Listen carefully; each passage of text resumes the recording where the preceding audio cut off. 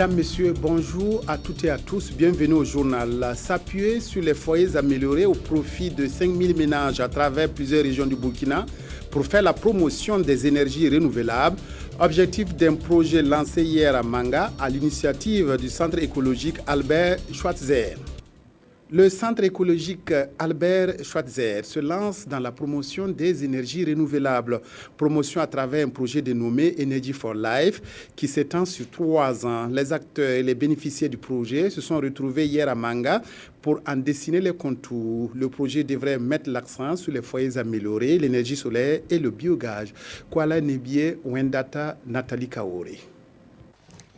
Le projet Energy for Life est destiné aux populations des zones rurales. À travers ce projet, des ménages des régions de l'Est, du centre-Est et du centre-Sud pourront accéder à des énergies renouvelables telles que les foyers améliorés. Il est prévu que d'ici la fin du projet, au moins 5000 ménages minimum utilisent déjà ces foyers améliorés-là, ce qui peut amener une diminution d'au moins 30% de consommation de bois au niveau de ces ménages, toute chose qui donne des bénéfices au niveau pécunier et au niveau environnemental. La vision des initiateurs du projet est d'apporter une économie d'échelle au niveau des localités ciblées. Et pour cela, des compétences locales sont impliquées dans sa mise en œuvre. Vous allez avoir une soixantaine de personnes qui sont déjà formées dans les 12 villages dont je parle. Et cette soixantaine de personnes savent déjà faire des foyers améliorés. Ils ont commencé à faire des foyers améliorés pour les populations. Et notre vision, c'est que ces gens, en faisant les foyers améliorés, qu'ils le distribuent ça cadeau, mais qu'ils aient des retombées économiques à leur niveau. Donc du coup, nous avons la divulgation des foyers améliorés et en plus de cette divulgation, nous avons la création de revenus au niveau de ces gens qui ont été formés. Le projet Energy for Life qui vient d'être officiellement lancé est sur pied depuis octobre 2014. Il prendra fin en septembre 2017. Comment entretenir et surveiller les barrages dans un contexte de changement climatique? Problématique au centre d'une rencontre qui se tient à Ouagadougou. Le Burkina dispose de nombreux ouvrages hydrauliques construits avec des matériaux qui ont besoin d'être entretenus, d'où cette formation qui a débuté ce matin. Mamadou Dabiré, Hortense, Evelyne Yelemou. Le secteur agroalimentaire, une activité en plein essor, hélas, le Burkina dispose de plus de 1000 barrages. Réalisés pour la plupart en terre compactée, ces ouvrages connaissent des dégradations diverses du fait du manque de surveillance et d'entretien. Le constat est fait par le département en charge de l'eau et pour remédier au problème, des acteurs de l'eau sont en formation. Et la formation va consister donc en un partage d'expérience entre les personnes qui ont des qualifications, qui ont une grande expérience en matière de gouvernance, en matière d'entretien des barrages. Les barrages sont des ouvrages vitaux selon le président du Comité national des barrages du Burkina. Malgré leur nombre en apparence élevé, si rien n'est fait, l'on peut se retrouver confronté à des difficultés de rétention d'eau. Nous sommes dans un pays sahélien, semi-aride, où les pluies tombent entre 3 et 5 mois. Et toute cette eau est évacuée par les rivières vers l'océan Atlantique, essentiellement dans le cadre de notre pays. Et si cette eau n'est pas mobilisée, ça veut dire que les populations n'auront pas accès à l'eau pendant 8 mois dans l'année. 3 jours durant, c'est une série d'exposés et de présentations qui va être servie aux participants de cette formation, appuyée par une visite commandée sur le terrain pour mieux assimiler les connaissances acquises. Les femmes sont les principales actrices du secteur agroalimentaire au Burkina. Malheureusement, les installations qu'elles utilisent sont peu mécanisées. Conséquence, les productions burkinabées ne sont pas compétitives sur le marché extérieur. Une situation qui pourrait connaître un début d'amélioration avec cette formation sur la qualité, l'hygiène et la négociation vente qui se déroule à Ouagadougou. Karim Patrick Namouano. Le secteur agroalimentaire, une activité en plein essor, hélas confrontée à la conquête du marché local, encore plus du marché international. Or, l'expertise est là.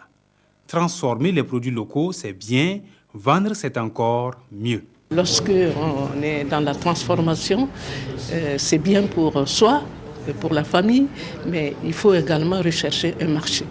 Et pour atteindre le marché, il faut donner satisfaction aux consommateurs.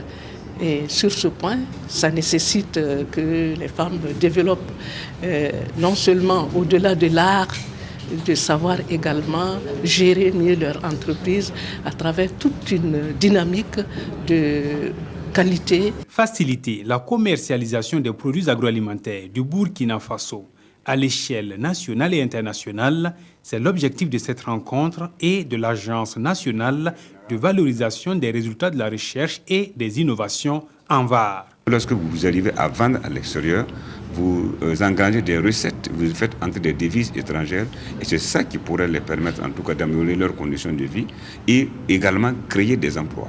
Donc l'objectif c'est de faire en sorte que tout produit qui est vendu sur le sol burkinabé, il puisse être vendu également en France, aux États-Unis, en Europe comme en Amérique. L'ANVAR a montré la voie, les transformatrices s'engagent à l'emprunter pour améliorer leurs produits car convaincus que leurs meilleures productions se vendent elles-mêmes. 500 orphelins pourront suivre leur scolarité jusqu'en terminale grâce à l'appui de la Caisse autonome de retraite des fonctionnaires Carrefour. Des bourses d'un montant de 50 millions de francs CFA ont été remises par la Caisse avec l'objectif de mettre en place un mécanisme de justice sociale. Yacouba Diallo, Yolande Lompo. Orpheline de père depuis 2002, Zainabo Sawadgo a été l'une des premières à bénéficier des bourses de la Caisse autonome de retraite des fonctionnaires Carrefour. Sa maîtrise en sciences économiques de gestion en poche, à 25 ans, elle vient de terminer major de sa promotion et constitue un exemple pour ses 500 sœurs qui reçoivent en ce jour leur bourse Carrefour. La Carrefour m'a permis de continuer mes études. Je suis contente de l'effort qu'ils ont fait pour moi ainsi qu'à mes sœurs.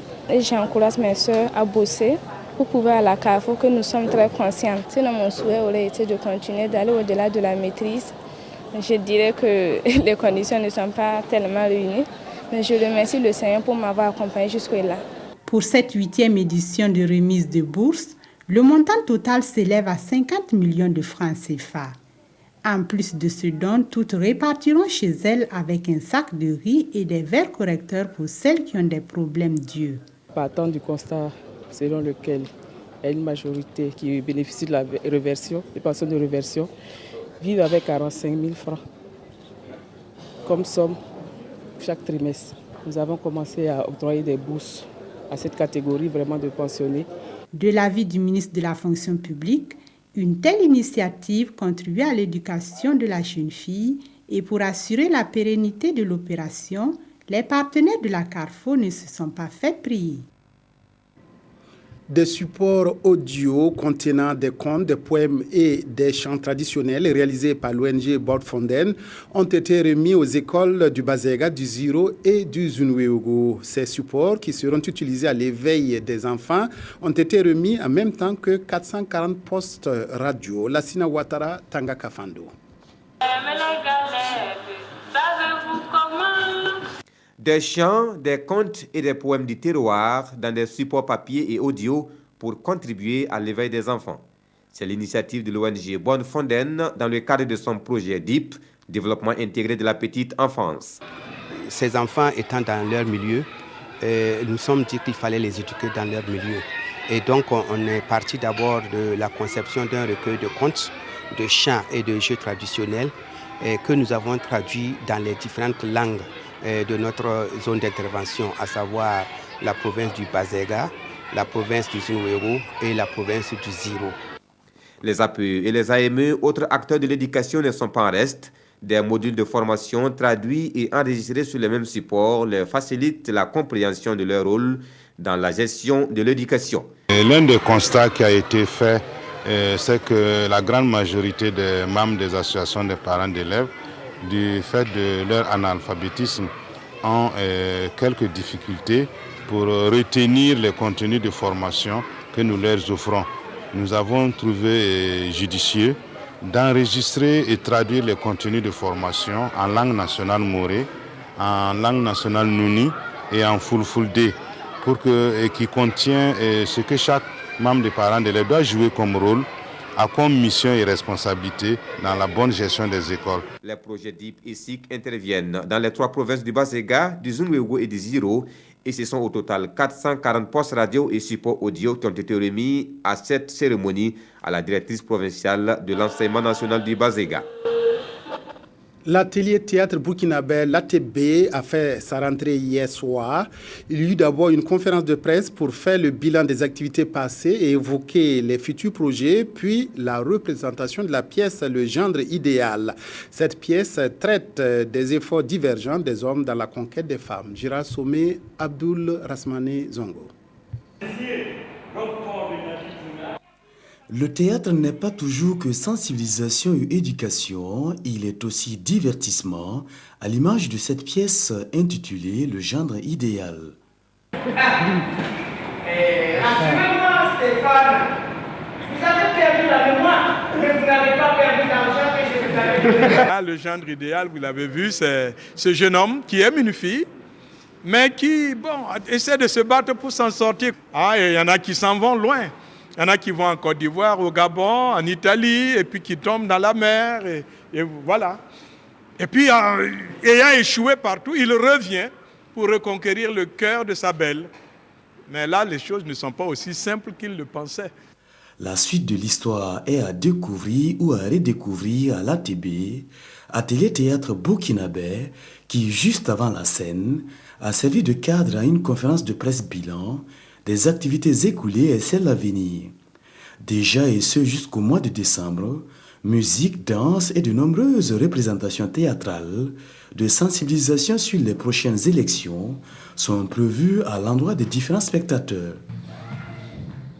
Les journaux de ce mercredi commentent diversement l'actualité. Un seul sujet transparaît toutefois dans vos quotidiens, l'installation du nouveau ministre de la Sécurité et les défis qui l'attendent. Tobom Evelyne Dabiré. Vos quotidiens de ce jour rapportent la prise de fonction du ministre de la Sécurité. Un ministre officiellement installé le mardi 20 octobre 2015 à Ouagadougou, informe Sidoya.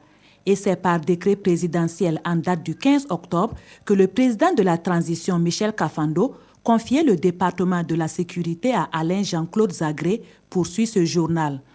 Dans les colonnes du journal Le Soir, le nouveau ministre se dit prêt à s'attaquer aux forces du mal, mais précise « Je sais que le travail est immense, surtout dans le contexte actuel marqué par l'immensité des attentes avec peu de moyens pour y faire face. » Et dès son installation, Alain Zagré définit comme premier point la sécurité du processus électoral pour garantir la tenue d'élections apaisées, transparentes et crédibles à travers l'appui à la commission de sécurisation des élections. Et en second point, la lutte contre le grand banditisme et le terrorisme, rapporte aujourd'hui au Faso. La récente attaque de la brigade de gendarmerie de Samourouba, l'enlèvement de l'expatrié européen dans le nord du pays et les attaques multiples sur les axes routiers sont les exemples pris par le ministre, informe le journal Le Quotidien. Votre quotidien DNF met alors en garde, force du mal arrière, Alain Zagré est là. Autre point de l'actualité nationale, les élections couplées à venir où, selon le journal Le Quotidien, l'inclusion sera pour une autre fois. Le débat sur l'inclusion a pris fin, selon ce confrère, avec les déclarations sur RFI du premier vice-président du CDP, Achille Tapsoba, et la confirmation par le Conseil constitutionnel de la validité de sa liste définitive du 10 septembre 2015, conclut ce journal. C'est tout pour cette édition. Merci de l'avoir suivi. Bon après-midi à toutes et à tous en compagnie de la RTB.